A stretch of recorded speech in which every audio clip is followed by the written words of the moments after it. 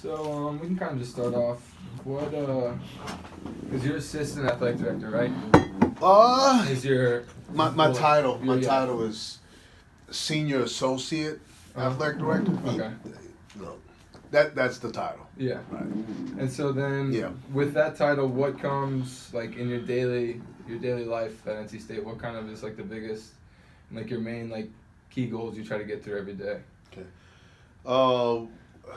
I guess my main responsibilities will be my sports supervisor responsibilities, which is a major focus from our athletic director. She wants to make sure our teams are taken care of. So I have 4 teams that I oversee, obviously baseball, men and women's soccer, and volleyball. Mm-hmm. And so the majority of my time is spent working with those coaches, trying to figure out what their needs are, how we can best assist their programs. So whether it's budget, whether it's facility stuff, it's just a lot of different things that make up day to day what I try to do to help those programs. And then I also oversee what we call our PAC performance team. So that's really all of our performance areas. So your strength and conditioning, your sports medicine, your dining, your nutrition, sports psychology. So all those areas, I meet with all those guys, those groups once every 2 weeks, and just try to stay up to date. And really what we try to do in that PAC performance team is we meet every 2 weeks as a group. So I meet with those folks individually, but then we meet as a group every 2 weeks, and where we always are talking about how can we best impact and provide collective resources for our student athletes. So we want all those groups working together. So that the majority of my time is doing that. It's emails, it's meetings, it's whatever comes to my door. You know, I like to, people say, you know, they like to have an open door policy. I'm the same way. Yeah. The biggest joy in my job is being able to interact with people. So I would never want to cut that part out. I can't just sit here and do work all day. I've got to get out and just go see people. So. Yeah, that's kind of how I am. I figured, you know, when when baseball's done, my time playing baseball's done, I figured I need to do something around athletics to, keep me motivated every day to like want to wake up and, go do something productive instead of sitting behind, like you said, behind a computer screen where, after 2 weeks it's just monotonous, like boring work, and you don't want to get it done. So Kent, I'll tell you this. I've been doing this for 20 years, but I haven't worked a job in 20 years. Yeah. I literally jump out of bed every morning just to be able to go and do my job. It doesn't come without, challenges. There are challenges with it, but for the most part, I love doing what I do. Yeah, that's the biggest thing too. I think is I'm gonna have to do something that I, like you said, want to jump out of bed. You'll figure it out. And then let's see, kind of segue that. I know, like you said, you work with baseball.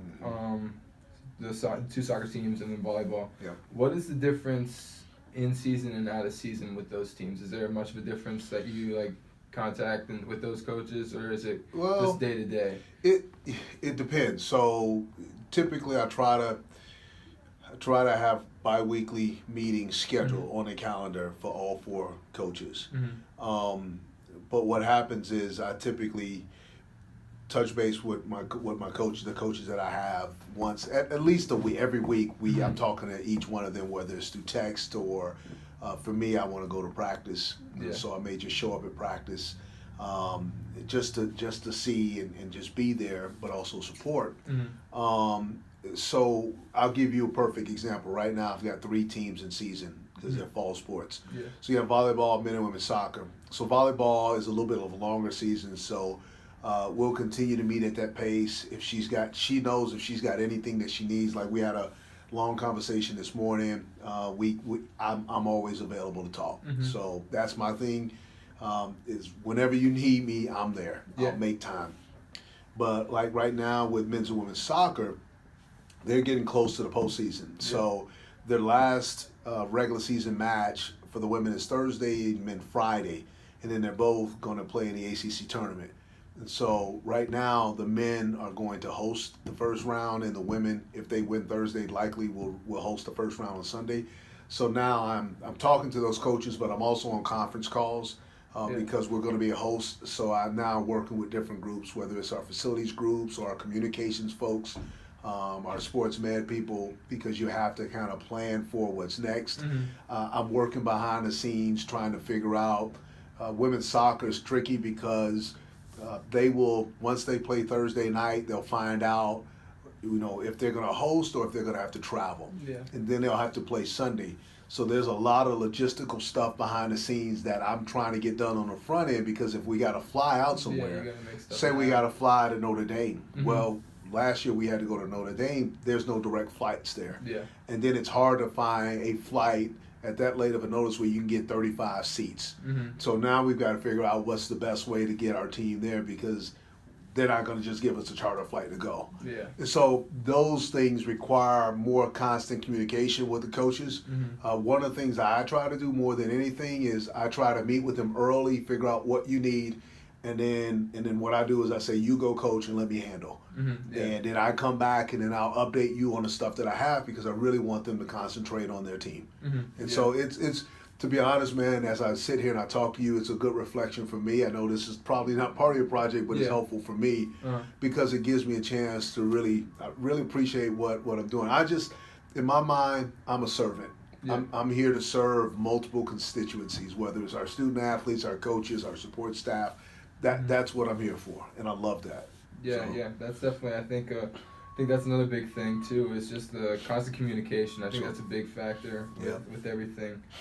And so I think that also helps segue into another question. I know grades, like GPA is like the big thing that everyone wants to like keep a high GPA so you can get into like a beginner entry level job at the best place you can. What about like with your position? Was there something like an entry level job that you had to go through to get to here, or were you kind of just like, I want to do this, I apply for this, and then if I get the job, I get the job? So, so just so you know, before I answer this question, I'm gonna give a disclaimer that my background is in academics. So that's my core. That's why I started in this profession, was in academics as an academic advisor, counselor, and then also overseeing the academic unit. So what I say to you right now, I'm just telling you the truth, okay? So GPA matters, no question about it. Oh, yeah. But what matters more is consistent work ethic. For me, people have different abilities, a different foundation of academics. For me, give your all, right? So if you giving your all is a B- in the class and not an A, and I know you gave great effort because you're going to class, you're going to your tutor sessions, you're doing all the things, you're going to meet with your professor, and the best you can get is a B-. That, to me, is successful. I think so many times we try to say a person should have this GPA, because I think what happens is, as a student athlete, when you give your all there, it's going to show up in what you do in your sport. But I also know that as a person who's looking for a job out of college, one of the things you put on your resume is that you are a student athlete, and most people understand what that means. They understand it's a full-time job. They understand what you have to balance. They understand also the things that you learn through it, being a great teammate, understanding leadership, understanding time management. So, I think sometimes we try to place too much of an emphasis on GPA in terms of getting a job. I had a fairly average GPA undergrad because I just didn't balance things well. There was a lot of different things I was interested in instead of just my sport and school. And so I had about a 2.7, and then I was very fortunate to get my master's degree. But, unless you're going into something really, really specific and specialized, whether you're going to be a doctor or a pharmacist or a business person, or I don't know that the GPA is that big of an indicator or more so than just the effort that it takes to show progression, because that's what you should be showing is progression. Am I getting better over time once I figure this thing out? So that's one thing. For me, my entry level position was I started off as a graduate assistant in academics. I was going to grad school. I had an opportunity to come back and do that, and I just kind of worked my way through grad school while I worked, and from there I got exposed to some different people, and I networked, and I met people who took higher level jobs and offered me a job, and it really works, man. I mean, people say all the time it's about who you know, and it's so true. It's about who you know and who knows you, and so as I have this time with you, again. whoever's watching, understand this. When you come in and talk to me, I want to give you information to help you with your assignment, but also want you to understand, if you're trying to do something beyond this, it's very important that you approach every day as an interview. Yeah. Because you never know the people that you come across who you might need to help you along the way. Mm-hmm. And I'm telling you from firsthand experience for me, because there's so many people who helped me along to where I am. Mm-hmm. I don't get here, trust me, by myself. Yeah. There's so many people who have paved the way for me and helped me in some form or fashion. And it's because, when you build a reputation, mm-hmm. your reputation matters. Mm-hmm. People look at you for your patterns. Sometimes we can bring our representative out, right? When we're interviewing, we can bring our representative. Yeah. Well, people want to look for your patterns. Who are you over time? How consistent are you? And I think that matters. Mm-hmm. So just, Kent, remember that. Yeah. Remember that. Yeah, okay? If you don't leave with anything today, remember that. So it's more not just about the GPA, but about the intangibles that come along with that. It's all about the intangibles. They want to see a well-rounded person, mm-hmm. right? Yeah. Because if you're doing this, if you're doing baseball and you're doing your sport and you're doing some other community service things, now mm-hmm. they want to see leadership stuff, right? Not just in your sport, so they want to get you involved in other things outside mm-hmm. of athletics. But if you can show that you're well-rounded, that gives more weight to where your GPA is. Yeah. Because it's not just GPA. Some people can be really book smart, but not have any type of practical or applicable experience. So. Yeah.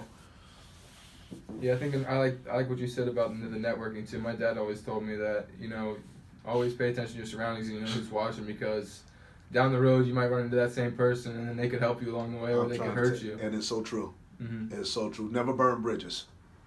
Yeah, that's definitely true. Let's see. Kind of back to your daily tasks and stuff. What like you said, I know you said you like to get out of bed and you kind of just come ready to work at all times and everything. But mm-hmm. What's like your favorite part of working here at NC State versus, like, I know most people say like the paperwork sucks, but like what for you is like the highs and the lows? The highs? Yeah. For me, this right here. Yeah. Just interacting with people, particularly student athletes. Mm-hmm. You guys are the reason why I do this, and because I was a student athlete. Yeah. And, for me, from a personal experience, I had one coach who I played for, he ended up leaving, new coach came in, and my experience wasn't the same with the new head coach. And there were times I didn't feel good about, myself as a person or as a player.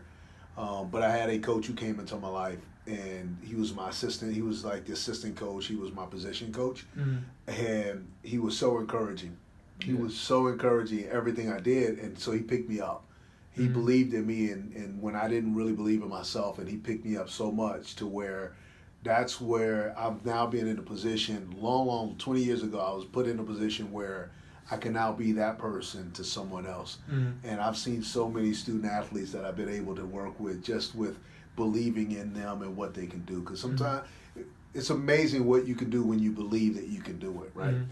And so for me, the most gratifying thing for me is having those conversations to where you can share some of your knowledge or you can learn something from somebody. Yeah. Because too many times I think we as grown-ups or administrators or whatever you want to call us, we think that we have all the information that we can provide. And I don't look at it that way. Mm-hmm. I mean, I think learning for me is a reciprocal process. Yeah. So I learn from you just as you learn from me. Mm-hmm. And I want to learn from you because I want to be able to help that next person that comes in my office. Mm-hmm. And if I'm not trying to learn, then I think I got it all. If I got it all figured out, I'll know nothing. And so that's one of the things that I enjoy the most. I think the thing for me that is probably, if I had to rate it now in my life, is just the time away from my family. Mm-hmm. It's a demanding job. It's not 9 to 5. It's work until the job is done.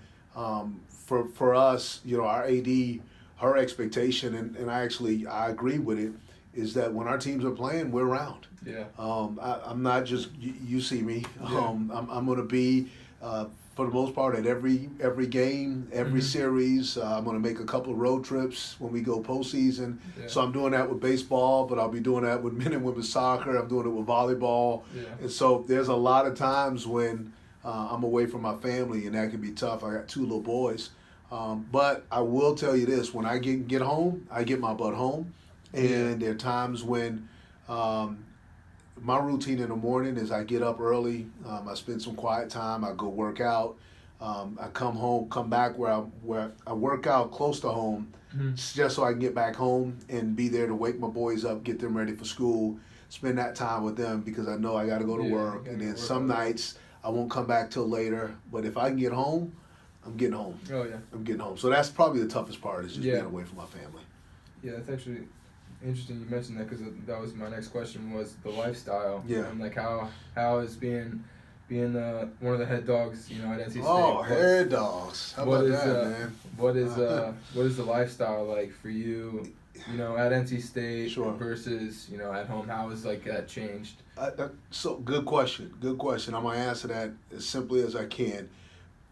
People talk about work-life balance, right? When they talk about work-life balance in the traditional sense, like you want to be you want to be at home, and then you also want to be at work, and you want to be balanced in how you spend that time. So when you get home, you want to cut things off. When you're at work, it needs to be all work.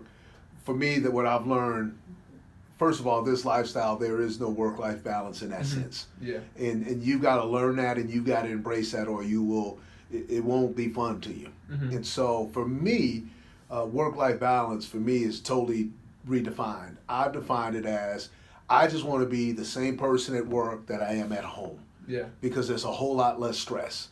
And for me, it just came with time, because I got to a point where I'm not trying to impress people. I know what I know, and I try to learn and grow every day. But I want to be that same. If you see me at home and you see me at work, I want people to say, man, that guy's consistent. Yeah. That for me is work-life balance. That's what I'm striving for every day. Yeah, I like that. Not trying to be, something here and then something totally different at home. It's stressful, man. Yeah. All that code switching and all. The job and the life life in general is stressful enough. I don't need to add to it more. Yeah. Trying to be somebody I'm not. And then let's see. Oh, this is another good one. What when you said you were academics in school. When you got out of playing football and everything, did you look for a job that was like good pay, or were you looking for something that you would enjoy? Communicating with people like this, because I know some people are all about the money, and then other people are like about the everyday life that we talked about. All right. Man, you got some good questions, and I like how you adjusting them as it goes too. You're relating to me. I like that. So when I finished playing ball, so as a football player, you finish in the fall, and then I still had that spring to finish school, and so that spring, I worked a part-time job selling fine men's clothing. And it was commission based, so I had to hustle, right? Yeah. I was only getting paid based on what I sold, and so it was at a mall. And so it's so interesting how things line up. So I did that just to make a little extra money. It wasn't a career choice, just something to make some money. Then after I finished, I worked a couple of jobs as customer service agent. So I would do phone calls at a bank. Yeah. And my last job, and then after that, I moved on to DirecTV, where I did some of the same thing. Customer service calls, troubleshooting over the phone. And so my last job, and I say this, my last job that I had was moving furniture. So my dad always told me, work ethic was important in our family. We were a blue collar family, and you had to work. And so work was not a problem. Manual labor wasn't a problem with me. So I moved furniture for about 6 or 7 months, and it was good pay, because the way this thing worked was you would go to a dispatch, and you would always want to get with the out-of-town drivers, because the out-of-town drivers were motivated. Yeah. So they wanted people who were hustlers, who can actually get the furniture off and on the truck so that they can make their next, because they got paid by how fast they can get to the loads. And so I did that for about 6 or 7 months and made good money. But I'm like, that's not why I wanted to go to school to get a degree to do this. There's nothing wrong with it, but I went to school to get a degree. And so that's when I went back and I talked to my academic advisor, who I had a really good relationship with. And she asked me what I wanted to do, and I just told her I want to be involved in education somehow. Yeah. So I didn't really, even though she was very instrumental to me, I never even thought about athletics, anything, nothing. Always thought, man, I want to be a teacher. And so when she said, well, if you want to be a teacher, she said, you got to have your master's degree. And I told her at the time, I said, look, if I didn't have this scholarship in the first place, I probably wouldn't have been in school. So I don't have the money. Yeah. And she said that's when she offered me the graduate assistantship in that office. And so for me, it was really just about putting myself in a position to get my degree so that I could teach. But once I started doing that, I fell in love with it. And I'm like, well, this is where I want to be. Yeah. And so it wasn't about the money at that point. It was the gratification that I got because I'd done those other jobs, and those were jobs. Yeah. But when I started doing that, it was about the gratification. Like, man, I can really impact. Yeah. I can impact people. And so, it's a funny joke. So I heard this joke. A guy's son asked his dad. He says, "Dad, is $56,000 a year a lot of money?" And his answer was, "Until you make it." Yeah. Right. So my salary has just gone up over the years, but it's it's always the thing. It's never enough, right? So for me, it's never really been about the money. To be honest with you, it's about understanding my purpose, and I've been very blessed and fortunate to say my work. That's my purpose. That's a lot of my purpose is my ministry that I do here, right? Yeah. I serve people, and they pay me well because of the job that I've done. And so I've never chased the money. Yeah. I've just tried to just do the job the best I can and let the chips fall where they may. Yeah. And I've had to make some moves along the way to grow, but those are sacrifices that you just have to make. Yeah, you just have to get through. Yeah. And then like you said, you just said where the chips fall. What were you like? I don't want to say intrigued, but like was NC State almost like an enticing job for you? You know, kind of a bigger university. Or was it like you said, the chips just may fall and this job offer just kind of happened to come upon you? No, nothing happens by chance. I'll tell you that. I actually, people were asking me. So, I came here from Texas A&M, and I think they print money in Texas.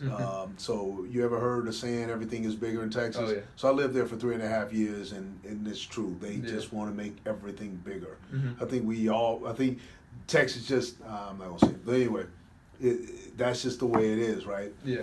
And so in many ways, people were like, well, you're going from the SEC and all this money at Texas A&M, and then you're coming to a place like NC State, which is still a Power 5 conference school. Yeah. But when you look at the budgets, it's a big difference. Yeah. It's a big difference. But for me, I came to Texas A&M from South Carolina.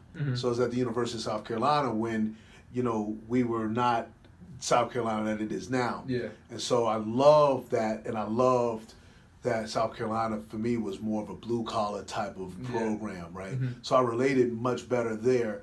And I think I learned a lot in Texas, but how this thing happened was I was working that job and I thought I was doing a fine job, but what ended up happening is this job came open. And the biggest thing my wife and I, when we decided to take the job in Texas, we got 2 little boys, is we didn't realize how challenging it would be with traveling back and forth to see family. So I'm from Chicago, my wife is from Virginia, my dad grew up in North Carolina. Yeah. So I got a lot of family in this area. So for us, it was more of, let's look at it from a family standpoint. And it just happened to be that the job available was the same job I was doing, like literally, maybe a thing here different, pretty much the same job, and they took it from Texas and brought it to North Carolina. Yeah. And when I came here and I interviewed and I talked to people that were here, I felt that whole blue collar, a little bit of an underdog mentality that I'm like, man, I want to go to a place where I can really make an impact. Yeah. And so that's what's intriguing to me. I'm so excited to be here because tell me what else we can't do. Yeah. That's my attitude. Tell me what else we can't do. Because we can easily go some places that have won. We've got some history here, but across the board, not so much. Yeah. But just watch. Yeah. Just watch.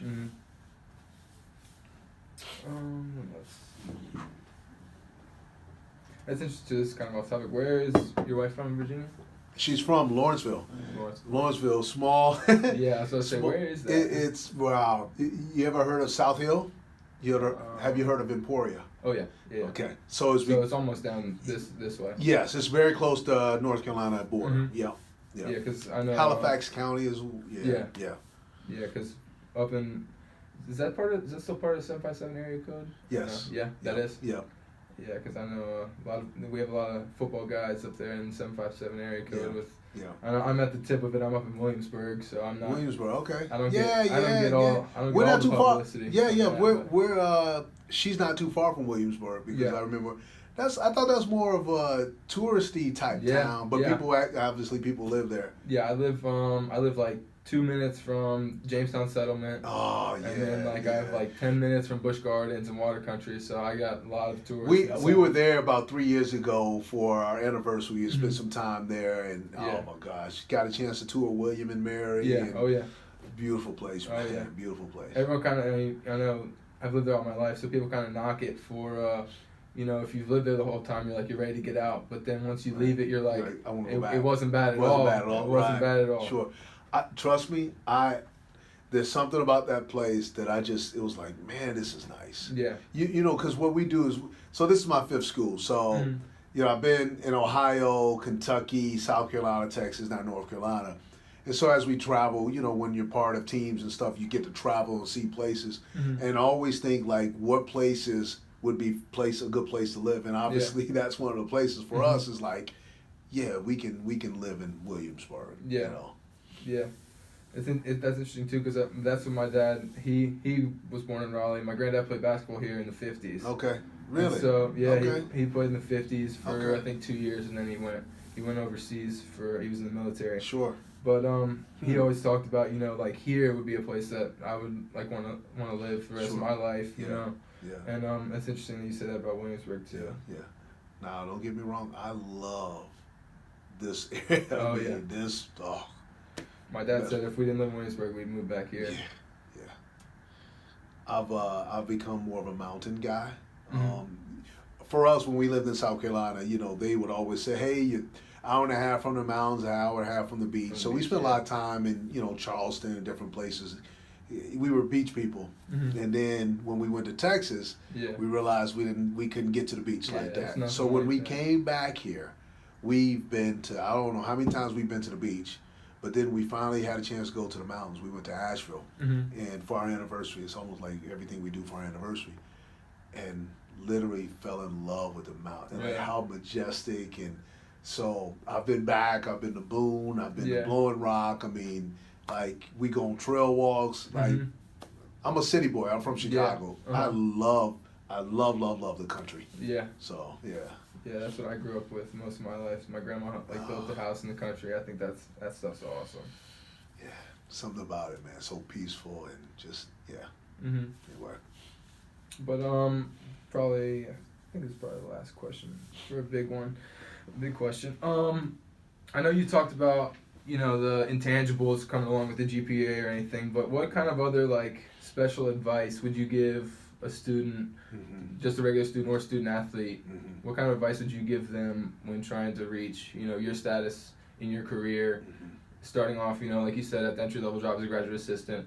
What, special advice did you give them besides, you mentioned work ethic and that kind of stuff? I would say whatever job, whatever you're doing. So if you're being a student, whether it's an athlete, find a way to be the best. Give your all in what you're doing.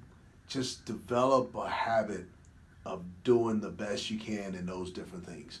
Because what will happen is that will carry over to your first job. It'll carry over hopefully in your relationships with people. You want to build a reputation. When people talk about Kent, you want them to associate certain things with Kent. Yeah. So, and that's hard. Because a lot of people just want to take the path that everybody's taking. Well, you got to learn. You got to figure out. I want to take the path less taken, right? I want to be different. I want to stand out. I want to stand out. So my biggest thing is develop a very consistent work ethic and reputation based on those very powerful characteristics. the other thing is seek out mentors. Yeah. Seek out mentors. You know, you've got to be able to pick the brains of people who are where you want to be. Mm-hmm. Right. So that's my second piece of advice is, and then when you start to identify mentors, you have to understand as the mentee, it's your job to facilitate the conversations. Yeah. Right. You've got to be prepared and you've got to reach out, because typically if you're looking at a mentor, that person's going to be more successful, more, busier and all that stuff. Mm-hmm. And so you got to be mindful of their time. Yeah. So make sure you're prepared, and really all you got to do is have a idea of what you want to ask them. So have a Mm-hmm. couple of questions that you want to ask, because most people want to talk about themselves and want to share, what they want to share their experiences with you. Mm-hmm. But you got to get them started talking. So that's the responsibility of the mentee to always facilitate that, to set up the meetings, to do that thing. Mm-hmm. And then I guess my last piece of advice is really, man, just be willing to make mistakes, right? Mm-hmm. I mean, how else are you going to learn? Yeah. Be willing to make mistakes. And one thing that Clint Bruce, the guy that we brought in to speak to the students, one of the things he said in my time that he had with me that resonated was make new mistakes. Mm-hmm. I thought that was so powerful. Make new mistakes. So don't keep making the same mistake. Yeah. It's because we're not perfect, Mm-hmm. but don't keep making the same mistakes. Yeah. Make new mistakes. Mm-hmm. And so that would be my three things is, we've already talked about the networking piece, but build your reputation. Let people know what your character is consistently. Build a network of mentors, people that you trust and people where you want to aspire to be. And then be willing to take some chances and make some mistakes. Yeah. That would be my advice. I think that helps. Yeah. I really do. Yeah, it's been very helpful for me. Mm-hmm. So there was one little piece in there. It'll come back if I remember it. All right. Let's see if there's any other questions. Yeah, I like that about make new mistakes. Make new mistakes. I mean, you see people consistently, even athletes they do the same thing repeatedly over and over, and especially in the professional, like all kinds of athletes are doing the exact same thing, not learning from their mistakes, and then it's going to end up ruining their life, what they had going for them. So let me give you a real quick example, right? So when I was working in academics, when we would have professional scouts come in, whether it was football or basketball or baseball, they would come over, the ones that were really good, would come over and meet with the academic staff. Because what they wanted to know was what type of person, because they know that the academic folks will probably have a better gauge of who that person is outside of their sport. And so they would come in and they would do the background work. They want to know, how dependable are you? Did you work your hardest? Did you slack? Were you, undependable? All these different things they wanted to know about character. And so it goes back to every day's an interview. You never know who's watching, or you never know who's watching you. So at some point, I know that we're not doing this just to do this. We're doing this to position ourselves to be better for ourselves, but our families.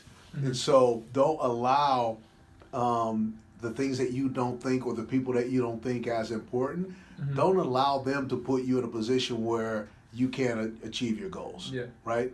Because when you have, and I'm just using professional sports as an example. Not everybody's going professional, but when people are going to invest all these millions and millions of dollars, best believe that if it comes down to two people and the character puts this person over, that's who they're going to invest that money in. People don't play with their money, so, Let's see. I think we hit almost probably everything. My last thing that I was going to remind you when you asked me the advice, you always dress and act for the job you want, not the one you have. Okay? So do your job, but always dress for the job you want, not the job you have. So always think a step ahead. Right?